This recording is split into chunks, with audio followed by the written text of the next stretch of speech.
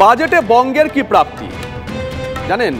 দুঃখের সঙ্গে বলতে হচ্ছে এবারে কেন্দ্রীয় বাজেটে বাংলার প্রাপ্তি প্রায় শূন্য। বাজেট পেশের সময় বাদ দিনে পশ্চিমবঙ্গ বা ওয়েস্ট বেঙ্গল নামটা উচ্চারণ করা হচ্ছে মাত্র। পূর্বোদয় পরিকল্পনা এবং অমৃতসর কলকাতা বাণিজ্যিক করিডরের কথা বলার সময় অর্থমন্ত্রী নির্মলা সীতারামন বাংলার নাম উচ্চারণ করলেন, বাকিটা ফাঁকা। বাজেট নিয়ে প্রতিক্রিয়া বাংলার মুখ্যমন্ত্রীর মুখে, তাই উঠে এলো বঞ্চনার কথা। বাংলাকে, বাংলার আশেপাশে সব রাজ্যগুলোকে তুমি ফ্ল্যাট ম্যানেজমেন্টে টাকা দিলে, একমাত্র স্টেট বাংলা কি অপরাধ করলো যে বাংলাকে তুমি একা করে দিলে? বাংলা একা করলেও মনে রাখবেন, এই সরকার বাংলার অধিকার বঞ্চিত করার চেষ্টা করলেও ভোটের মঞ্চে কিন্তু দেখা হবে বাংলা একা নয়, বাংলা একাই 100। একটু আগে জানেন তো নিচে নেমেছিলাম অফিসের নিচে চা খেতে, দেখলাম বাঙালি আপাতত এই আয়করের ধাপ নিয়ে আলোচনা করছে, আর তার সঙ্গে আলোচনা করছে বাজেটে বরাদ্দ বৃদ্ধি নিয়ে। একটু ঘেটে গেলেন। এবার কিন্তু কেন্দ্রীয় বাজেটের কথা বলছি না, বলছি পুজোর বাজেটের কথা। কারণ আজই পুজোর অনুদানে বাজেট বাড়িয়ে দিয়েছে রাজ্য সরকার। গতবার 70,000 টাকা করে অনুদান পেয়েছিল এক একটি পুজো কমিটি, আর এবার সেটাই 15,000 টাকা বাড়িয়ে 85,000 টাকা করার ঘোষণা করেছেন মুখ্যমন্ত্রী। মোট বরাদ্দ 365 কোটি টাকা। শুধু এবছরটাই নয়, আগামী বছরের কথাও আজ ঘোষণা করে দিয়েছেন মুখ্যমন্ত্রী। 2025 সালে আরো 15,000 টাকা বেশি পাবে পুজো কমিটিগুলো। সরকার অনুদান দেবে 1 লক্ষ টাকা করে, পাশাপাশি ছাড় থাকছে বিদ্যুতের বিলেও। আজও বাজেট হয়েছে, আমরা কিচ্ছু পাইনি, বাংলার ভাগ্যে জুটেছে শূন্য। অনেক কষ্টের মধ্যে দিয়েও আমরা কখনো উৎসবকে ভুলতে পারি না, ভুলি না। গতবারে অনুদান পেয়েছিলেন কত? প্রথম যখন শুরু করেছিলাম 25,000 দিয়ে, ঠিক তো? তারপরে আস্তে আস্তে আস্তে আস্তে 70 এসছে।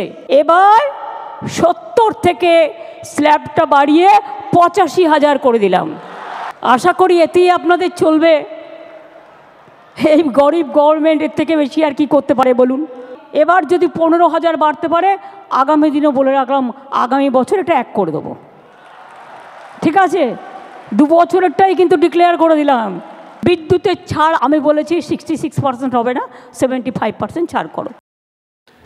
দেখুন, পুজোর অনুদান বেড়েছে, পুজো উদ্যোক্তারা খুশি তারা, কিন্তু এর বাইরেও তো একটা বড় বৃহত্তর জীবন আছে, তাই না? দৈনন্দিন চাহিদা আছে আমজনতার।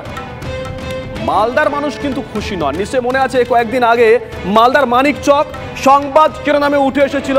সেখানকার মানুষ বলছিলেন দিনের পর দিন, মাসের পর মাস কারেন্ট থাকছে না। তারা কর্তৃপক্ষকে জানিয়েছেন, কর্তৃপক্ষ কানে তোলেনি, বাধ্য হয়ে তারা রাস্তায় নেমে আসেন। প্রায় 10টা জায়গায় তারা অবরোধ বিক্ষোভ করেন। পুলিশ বিক্ষোভ তুলতে যায়, পুলিশ আক্রান্ত হয়, পুলিশ গুলিও চালায়। রাজ্য রাজনীতির চর্চার বিষয় ছিল ওই দিনটা। আর এবার মালদার আরেকটা ছবি। মালদাতেই আরো একটা নতুন ঝড়ের পূর্বাভাস পাওয়া যাচ্ছে। সেই বিদ্যুৎ বিভ্রাট, রাতে লোডশেডিং আর দিনে ভোল্টেজ ডাউন। বিদ্যুৎ বিভ্রাটে জলের সমস্যা, একের পর এক অভিযোগ, একের পর এক অভিযোগ তুলছেন আমজনতা। তাই কোনো রাজনৈতিক দল নয়, নিজেরাই জোট বাঁধার বার্তা দিচ্ছেন। আপডেট বাংলায় মালদার আপডেট, নজর রাখতেই হচ্ছে। যদিও মালদায় পার্লামেন্ট ইলেকশনে আমরা জিতিনি, আমি জানি না কেন আপনারা আমাদের ভুল বুঝলেন। হয়তো আমাদেরই দুর্ভাগ্য। একটা সিট কংগ্রেসকে, একটা সিট বিজেপিকে। ওরা কোনোদিন কিছু করেছে আপনাদের জন্য? করবেও না, মনে রাখবেন। কিন্তু তাও ভুল বুঝিনি আমি মনে করি মালদার আমসত্ত্ব 2026-এ আমরা পাবই, এই বিশ্বাস আমার আছে। 21শে জুলাইয়ের মঞ্চ থেকে মালদা নিয়ে এই বার্তাই দিয়েছিলেন মুখ্যমন্ত্রী মমতা বন্দ্যোপাধ্যায়। মানিকচকের ঘটনার পর মুখ্যমন্ত্রীর এই মন্তব্য শুনে অনেকেই বলেছিলেন মালদায় এবার বিশেষ নজর দেবে শাসক দল। তবে পরিস্থিতি বলছে কাঁটার পথেই হয়তো হাঁটতে হবে তৃণমূল নেতৃত্বকে। দিন কয়েক আগের মানিকচকের ঘটনা রাজ্য রাজনীতিতে ঝড় তুলেছিল। কিন্তু যে কারণে ঝড়, সেই সমস্যার কি সমাধান হয়েছে? বিদ্যুৎ নিয়ে ক্ষোভ কমেছে মালদার জনতার? উত্তরটা বেশ কঠিন, কারণ মালদার শাহপুর গ্রাম এবার হুঙ্কার দিতে শুরু করেছে। তারাও নাকি মানিকচকের পথে হাঁটবে।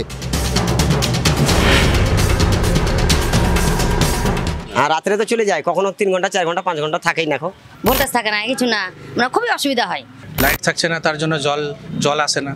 এই যে জল থাকে না ঠিক মতন, লাইন নাই বলে জলও থাকে না। শুধু ভোটের সময় আসবো, ভোট দেন, এটা করবো ওটা করবো, কিন্তু কিছু কোনো কাজই করে না। রাত্রে 2:30 দিনের সময় ভোল্টেজ পাচ্ছি, সারাদিন আপনার ভোল্টেজ থাকছে না, মার্সেলে জলই উঠছে না।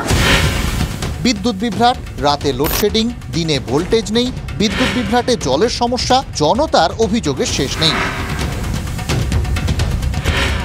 মানিকচকের ঘটনার পর বিদ্যুৎ মন্ত্রী অরূপ বিশ্বাস বলেছিলেন রাজ্যে 1 মিনিটও লোডশেডিং হয় না, কিন্তু আমরা যখন শাহাপুর পৌঁছলাম তখন গরমে স্বস্তি পেতে হাত পাখায় ভরসা জনতার, কারণ কারেন্ট নেই। অভিযোগ, বিদ্যুৎ না থাকায় সময় মতো পানীয় জলটাও পাওয়া যায় না। বাধ্য হয়ে মহানন্দার জলই ভরসা শাহাপুরের জনতার। এরপরে ব্যবস্থা না হলে আমরা নামবো, পথ অবরোধ আবার বলেছি করবো, এরপরে ছোটো মোটো হয়েছে, এরপরে বড় করবো। আমরা কি করবো, মানিকচকের মতন আমরা বিক্ষোভ দেখাবো? আমরা সবাই এখানে যত মহিলা আছে সবাই মিলে বেরাবো, সবাই মিলে দেখাবো। মানুষের মতো করতে হবে তো, নাহলে কিছু করার নেই। আমাদের ভোল্টেজ যাচ্ছে, কি করবো আমরা? বাচ্চা কাচ্চা তার ছিঁড়ে পড়ে যাচ্ছে। জনতা বলছে বিদ্যুৎ দপ্তর থেকে বিধায়ক, সাংসদ সবাইকে জানিয়েছেন, কিন্তু কেউ তাদের কথা ভাবেন না। তাই বিদ্যুতের লম্বা বিল হাতে নিয়ে জোট বেঁধে আন্দোলনের ডাক দিচ্ছে শাহাপুরের জনতা। আবারও সেই একই সমস্যা, বিদ্যুতের বিল হিসেবে মোটা টাকা দিলেও মিলছে না বিদ্যুৎ পরিষেবা। দক্ষিণ মালদার মানিকচকের পর এবার সেই একই চিত্র উত্তর মালদার শাহাপুরে। আর এখানে ইতিমধ্যেই মহিলা থেকে শুরু করে সাধারণ মানুষ, গ্রামবাসীরা বিক্ষোভের প্রস্তুতি শুরু করে দিয়েছে। এই নিয়ে প্রস্তুতি নিচ্ছে তারা পথ অবরোধেও। তবে কি সেই মানিকচকের মতোই একই পথে হাঁটতে চলেছে এই শাহাপুর, নাকি তার আগেই সতর্ক হয়ে যাবে বিদ্যুৎ দপ্তর বা প্রশাসন?